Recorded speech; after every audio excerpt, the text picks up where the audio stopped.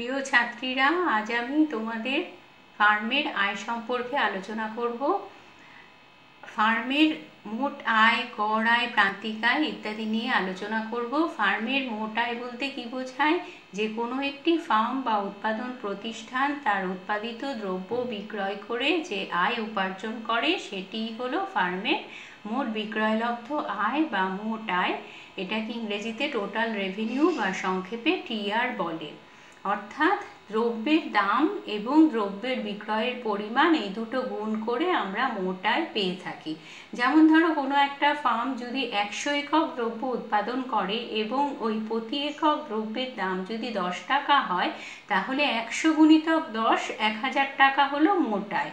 তাহলে সিম্বলিক্যালি আমরা কি বলবো? TR is equal to P into Q. এরপর আমরা আসছি প্রান্তিক আয়ে। কোনো একটি উৎপাদন প্রতিষ্ঠান অতিরিক্ত 1 একক দ্রব্য বিক্রয় করে তার মোট আয়ে যে পরিবর্তন হয় সেই আয়টি হলো প্রান্তিক আয় বা মার্জিনাল রেভিনিউ বা সংক্ষেপে এমআর। অর্থাৎ এটাকে সিম্বলিক্যালি আমরা বলতে পারি কি, n+1তম একক থেকে প্রাপ্ত মোট আয় থেকে যদি nতম একক থেকে প্রাপ্ত মোট আয় বিয়োগ দিই, তাহলে আমরা পাবো প্রান্তিক আয় বা marginal revenue. MR is equal to TRN+1 minus TRN। এবার আসছি গড় আয়ের প্রসঙ্গে। গড় আয় কি? কোনো উৎপাদন প্রতিষ্ঠানের মোট বিক্রয়লব্ধ আয়কে মোট বিক্রয়ের পরিমাণ দিয়ে ভাগ করলে আমরা পাই গড় আয়। গড় আয় বা ইংরেজিতে বলে average revenue, AR। AR is equal to TR by Q। টিআরকে আমরা বলেছি পি ইন্টু কিউ, তাহলে P into Q by Q. তাহলে কি হচ্ছে?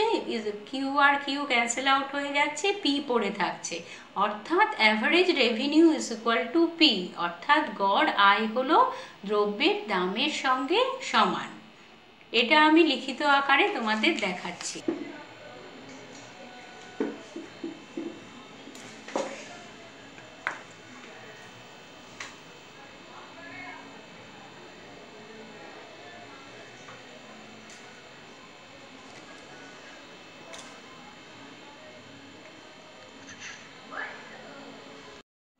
এবার আমরা আসছি পূর্ণাঙ্গ প্রতিযোগিতার বাজারে ফার্মের মোট আয়, গড় আয় ও প্রান্তিক আয় রেখার আকৃতি সম্পর্কে আলোচনায়। পূর্ণ প্রতিযোগিতামূলক বাজারে দ্রব্যের দাম স্থির থাকে এবং এই স্থির দামেই যে কোনো ফার্ম বা উৎপাদন প্রতিষ্ঠানকে দ্রব্য বিক্রয় করতে হয়। এবং দাম স্থির থাকে বলে কোনো উৎপাদন প্রতিষ্ঠান দ্রব্যের দাম বাড়াতেও পারে না, অথবা বিক্রয়ের পরিমাণ কমিয়ে দিয়ে দ্রব্যের দাম যেমন বাড়াতে পারে না, বা অথবা বিক্রয়ের পরিমাণ স্থির রেখে দ্রব্যের দাম কমাতেও পারে না। এর ফলে দ্রব্যের দাম স্থির থাকে বলে পূর্ণ প্রতিযোগিতার বাজারে মোট আয় সম্পূর্ণভাবেই বিক্রয়ের পরিমাণের উপর নির্ভরশীল। বিক্রয়ের পরিমাণ ঠিক যে হারে বাড়ে, মোট আয়ও ঠিক সেই হারেই বাড়ে। লেখচিত্রে যদি আমরা দেখাই তাহলে দেখব যে মোট আয় রেখাটি উৎসবিন্দু থেকে ঊর্ধ্বগামী সরল রেখা এবং বিক্রয়ের পরিমাণ ঠিক যে হারে বাড়ে, মোট আয়ও ঠিক সেই হারে বাড়ে। তোমরা লেখচিত্রটা খাতায় আমি এঁকেছি, সেটা দেখে নাও।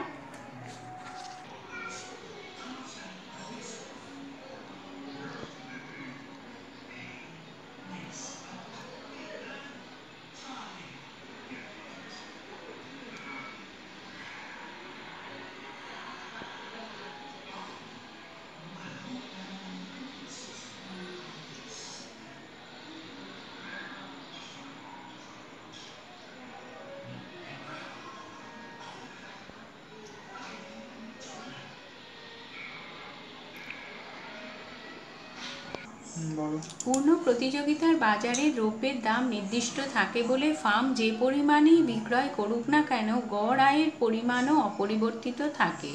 এক্ষেত্রে পূর্ণ প্রতিযোগিতামূলক ফার্ম স্থির দামে যত খুশি পরিমাণ দ্রব্য বিক্রয় করতে পারে। সুতরাং এখানে ফার্মের গড় আয় রেখাটি হলো ফার্মের চাহিদা রেখা বা বিক্রয় রেখা বা দাম রেখা। এই চাহিদা রেখা উৎপাদন অক্ষের সাথে সমান্তরাল হবে, অর্থাৎ সম্পূর্ণ স্থিতিস্থাপক স্থিতিস্থাপক চাহিদা রেখা। সুতরাং এখানে ফার্মের গড় আয় রেখাটি অনুভূমিক অক্ষের সাথে সমান্তরাল। যেহেতু ফার্ম স্থির দামে দ্রব্য বিক্রয় করছে, কাজে অতিরিক্ত এক একক দ্রব্য থেকে যে অতিরিক্ত আয় বা প্রান্তিক আয় লাভ করবে তা দ্রব্যের দামের সাথে সমান হবে। সুতরাং এখানে P = AR = MR হবে। এখানে আমরা ছবিতে দেখাচ্ছি মোট আয়, গড় আয় এবং প্রান্তিক আয় আমরা লম্ব অক্ষে পরিমাপ করছি, অনুভূমিক অক্ষে বিক্রয়ের পরিমাণ পরিমাপ করছি। এখানে P = AR = MR রেখাটি সম্পূর্ণ স্থিতিস্থাপক রেখা এবং এটি অনুভূমিক অক্ষের সঙ্গে সমান্তরাল, আর TR রেখাটি মূল বিন্দু থেকে শুরু হয়ে ঊর্ধ্বগামী হয়েছে। এখানে যখন OQ1 দ্রব্য বিক্রয় হচ্ছে তখন AR MR দুটোরই পরিমাণ A1 Q1, আবার যখন দ্রব্য বিক্রয়ের পরিমাণ বাড়ছে OQ2 হচ্ছে তখনও AR আর MR দুটোরই পরিমাণ A2 Q2, অর্থাৎ এখানে A1 Q1 আর A2 Q2 দুটোর মান সমান, অর্থাৎ দ্রব্য বিক্রয় যতই বাড়ুক না কেন AR এবং MR দাম স্তরের সঙ্গে স্থির। বিক্রয়ের পরিমাণ যখন এক একক, দাম একক পিছু 10 টাকা, মোট আয় 10 টাকা, গড় আয়ও 10 টাকা, প্রান্তিক আয় 0। বিক্রয়ের পরিমাণ যখন 2 একক হচ্ছে তখনও দাম একই থাকছে, মোট আয় 20 টাকা হচ্ছে, গড় আয় 10 টাকা, প্রান্তিক আয়ও 10 টাকা। বিক্রয়ের পরিমাণ আরও বেড়ে 3 একক যখন হচ্ছে দাম একই থাকছে, মোট আয় 30 টাকা হচ্ছে, গড় আয় 10 টাকা, প্রান্তিক আয়ও 10 টাকা। বিক্রয়ের পরিমাণ আরও বেড়ে 4 একক হলে দাম একই থাকছে, মোট আয় 40 টাকা হচ্ছে, গড় আয় 10 টাকা, প্রান্তিক আয় 10 টাকা। অর্থাৎ এই উদাহরণ থেকে বোঝা যাচ্ছে যে মোট আয়ের পরিমাণ বাড়ছে কিন্তু গড় আয় এবং প্রান্তিক আয় পূর্ণ প্রতিযোগিতায় সমান থাকছে, যে কোনো পরিমাণ বিক্রয়ই হোক না কেন। এবার আসছি অপূর্ণ প্রতিযোগিতায় মোট আয় রেখার আকৃতিতে। একচেটিয়া কারবার এবং অপূর্ণ প্রতিযোগিতায় বাজারে দ্রব্যের দাম স্থির থাকে না। বেশি পরিমাণ বিক্রয় করতে হলে বিক্রেতাকে দ্রব্যের দাম কমাতে হয়, আবার বিক্রয়ের পরিমাণ কমিয়ে বিক্রেতা বেশি দাম আদায় করতে পারে। দাম কমলে বিক্রয়ের পরিমাণ বাড়ে, ফলে মোট আয়ের পরিমাণও বাড়ে, কিন্তু পূর্ণ প্রতিযোগিতার বাজারের মতো সমানুপাতিক হারে বাড়ে না। মোট আয় একটি বিন্দুতে সর্বাধিক হতে পারে, আবার কমতে কমতে শূন্যতে এসে দাঁড়ায়। চিত্রে এটি দেখানো হলো। এই ধরনের বাজারে বিক্রি বাড়ার সাথে সাথে মোট আয় আর বিন্দু পর্যন্ত বৃদ্ধি পেয়ে পরে আবার বিক্রি আরও বৃদ্ধি পেলে কিউ বিন্দুর পরে বিক্রির পরিমাণ বৃদ্ধি পেলে মোট আয় কমতে থাকে এবং কমতে কমতে শূন্যে এসে দাঁড়ায় এস বিন্দুতে। ফলে মোট আয় রেখা শেষ পর্যন্ত ওএস অক্ষকে এস বিন্দুতে স্পর্শ করে। ওকিউ পরিমাণ উৎপাদনে মোট আয় সর্বোচ্চ হয় আর বিন্দুতে এবং ওএস পরিমাণ উৎপাদনে মোট আয় শূন্যে এসে দাঁড়ায়। এবার আসছি অপূর্ণ প্রতিযোগিতায় ফার্মের গড় আয় ও প্রান্তিক ব্যয়রেখার আকৃতিতে। একচেটিয়া বাজার এবং অপূর্ণ প্রতিযোগিতায় ফার্মের কাছে দ্রব্যের দাম স্থির থাকে না। বেশি পরিমাণ দ্রব্য বিক্রি করতে হলে ফার্মকে দ্রব্যের দাম কমাতে হয়, ফলে ফার্মের গড় আয় এবং প্রান্তিক আয় কমে। গড় আয় কমলে প্রান্তিক আয় তার চেয়ে বেশি পরিমাণে কমে, ফলে AR এবং MR উভয় রেখাই নিম্নমুখী হয়, কিন্তু MR রেখা AR রেখার নিচে থাকে। একটা উদাহরণ দিলে তোমরা বিষয়টি বুঝতে পারবে। এখানে একটা তালিকা দেখানো হয়েছে বিক্রয়ের পরিমাণ, একক পিছু দাম, মোট আয়, গড় আয় এবং প্রান্তিক আয়। বিক্রয়ের পরিমাণ যখন 1 একক, প্রতি এককের দাম 10 টাকা, তখন মোট আয় 10 টাকা, গড় আয় 10 টাকা, প্রান্তিক আয় 0। বিক্রয়ের পরিমাণ বেড়ে 2 একক হলে একক পিছু দাম 9 টাকা দাঁড়ালো, মোট আয় 18 টাকা, গড় আয় 9 টাকা, প্রান্তিক আয় 8 টাকা। বিক্রয়ের পরিমাণ যখন বেড়ে আরও 3 একক হলো তখন একক পিছু দাম 8 টাকা হলো, মোট আয় 24 টাকা হলো, গড় আয় 8 টাকা, প্রান্তিক আয় 6 টাকা। অর্থাৎ কি এই তালিকা থেকে দেখতে পাচ্ছি যে মোট আয় বাড়ছে, 18 থেকে 24 টাকা হচ্ছে, কিন্তু গড় আয় অল্প কমছে, আবার প্রান্তিক আয় গড় আয়ের চেয়ে বেশি হারে কমছে।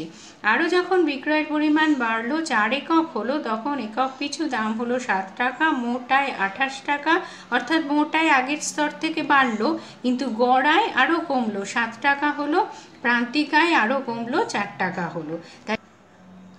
তাহলে তালিকা অনুসারে আমরা কি দেখতে পাচ্ছি যে ফার্মটি অপূর্ণ প্রতিযোগিতার বাজারে দ্রব্য বিক্রি করে। প্রথম এককের ক্ষেত্রে P = TR = AR, কিন্তু অতিরিক্ত একক দ্রব্য বিক্রি করতে হলে ফার্মটিকে দাম কমাতে হবে।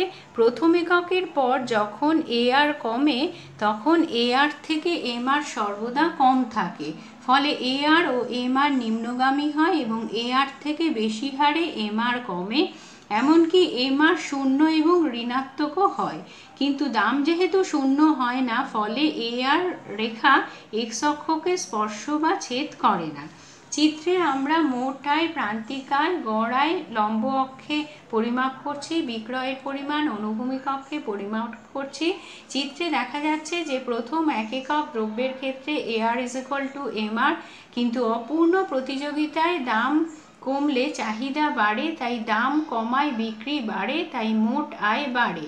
তাই প্রথমে TR বেড়েছে এবং একটি সীমার পর অর্থাৎ M বিন্দুর কম পর TR কমতে শুরু করেছে। M বিন্দুতে TR সর্বোচ্চ হয়েছে এবং এই M বিন্দুর পর TR রেখাটি নিম্নমুখী। M বিন্দুতে TR সর্বোচ্চ তখন MR = 0। M বিন্দুতে যখন TR সর্বোচ্চ তখন MR রেখাটা অনুভূমিক অক্ষকে স্পর্শ করে ছেদ করে চলে যাচ্ছে। এই Q1 উৎপাদনের স্তরে MR 0 এবং Q1 এর থেকে বেশি যদি উৎপাদন করা হয় তখন MR নেগেটিভ, অর্থাৎ এই Q1 এর পর দ্রব্য উৎপাদন করে বিক্রি করলে ফার্মটির TR কমবে এবং MR ঋণাত্মক হবে।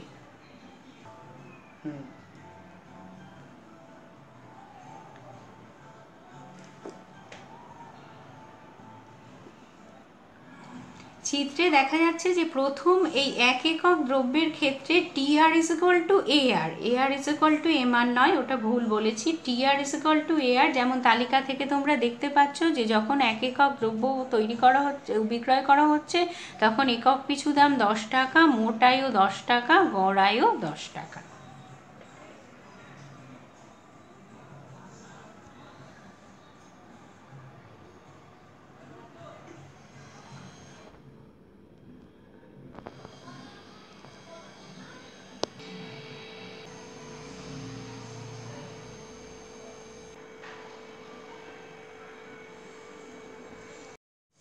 এবার আসছি AR ও MR এর মধ্যে সম্পর্ক। আমরা জানি R = P × Q, যেখানে P দ্রব্যের দাম এবং Q মোট বিক্রয়ের পরিমাণ। আমরা যদি differentiating with respect to Q করি, তাহলে dR dQ = P × dQ dQ plus Q × dP dQ = P plus Q dP dQ। dR dQ হচ্ছে মার্জিনাল রেভিনিউ, তাহলে MR = P plus Q × dP dQ। dP dQ হলো চাহিদা রেখার ঢাল। এবার যেহেতু চাহিদা রেখা নিম্নমুখী, তাই জন্য চাহিদা রেখার ঢালের মান ঋণাত্মক, dP dQ নেগেটিভ। তাহলে MR = P minus Q × dP dQ। তাহলে বোঝা যাচ্ছে যে প্রান্তিক আয়ের মান দাম স্তর থেকে কম হচ্ছে, কারণ P থেকে কিছু অংশ বিয়োগ দিচ্ছি আমরা, তাই MR P। আর P যেহেতু গড় আয়ের সঙ্গে সমান, তাই MR AR।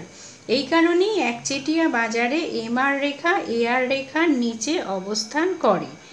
আবার MR = P minus Q dP dQ। আমরা যদি P কমন নেই, তাহলে P কমন নিলাম 1 মাইনাস Q/P dP dQ। তাহলে MR = P × 1 মাইনাস, এটা 1/P/Q × dQ dP লিখতে পারি।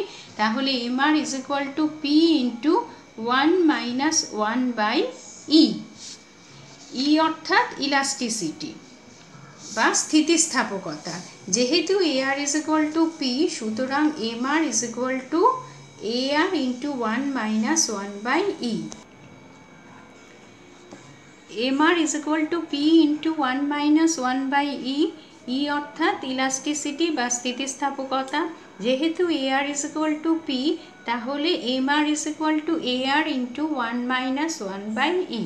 তাহলে উপরের আলোচনা থেকে আমরা সম্পূর্ণ অধ্যায়ের শেষে কি পেলাম, যে এ আর যখন স্থির থাকে তখন এ R is equal two M R হয়। দ্বিতীয়ত, এ আর যখন কমে তখন এ আর গ্রেটার দ্যান এম আর হয়। তৃতীয়ত, এ আর যখন বাড়ে তখন এ আর লেস দ্যান এম আর হয়। চতুর্থত, টি আর বা মোট আয় যেহেতু কখনো শূন্য হয় না, তাই গড় আয়ও কখনোই শূন্য হয় না, কিন্তু অপূর্ণ প্রতিযোগিতার বাজারে প্রান্তিক আয় শূন্য ও ঋণাত্মক হয়। আজ আমি তোমাদের ষষ্ঠ অধ্যায়ের গড় আয়, প্রান্তিক আয়, মোট আয় এই সমস্ত নিয়ে আলোচনা করলাম। তোমাদের এই অধ্যায় থেকে 2 নম্বরের ছোট প্রশ্ন আসবে, তাই 2 নম্বরের উপযোগী করে প্রশ্নের উত্তরগুলো তৈরি করবে। যেমন গড় আয় রেখার আকৃতি কেমন, প্রান্তিক আয় রেখার আকৃতি কেমন হয়, মোট আয় রেখার আকৃতি কেমন হয়, পূর্ণ প্রতিযোগিতায় কীরকম আকৃতি, অপূর্ণ প্রতিযোগিতায় কীরকম আকৃতি, এবং এরকম আকৃতি হওয়ার কারণগুলো কি, এই কারণগুলো তোমরা সংক্ষিপ্ত আকারে টু দ্য পয়েন্ট আনসার তৈরি করবে।